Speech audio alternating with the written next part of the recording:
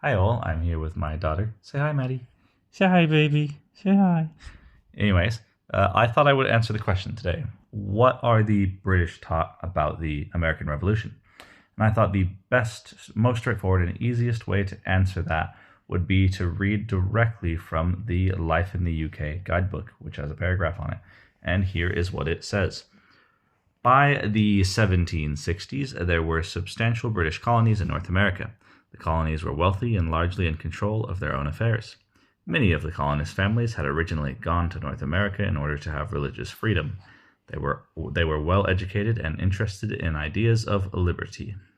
The British government wanted to tax the colonies. The colonies saw this as an attack on their freedom and said there should be no taxation without representation in the British Parliament.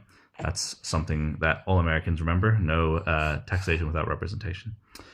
Parliament tried to compromise by repealing some of the taxes, but the relationship between the British government and the colonies continued to worsen. Fighting broke out between the colonists and the British forces. In 1776, 13 American colonies declared their independence, stating that people had a right to establish their own governments. The colonists eventually defeated the British Army, and Britain recognized the colonies' independence in 1783. Now, as far as I can see, that is pretty much the same as what Americans would be taught. It's accurate, but there is a couple little differences I notice. What do you think, Matt? Do you think it's accurate?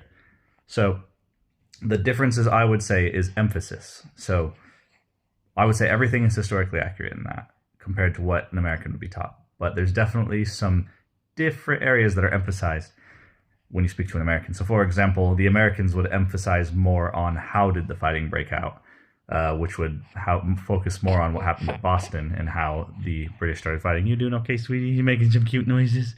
And also, the Americans would focus a little bit more on the fact that they got their independence in 1776, and not so much on the British. The British colonies decided to recognize. Sorry, the British colonies. What's that?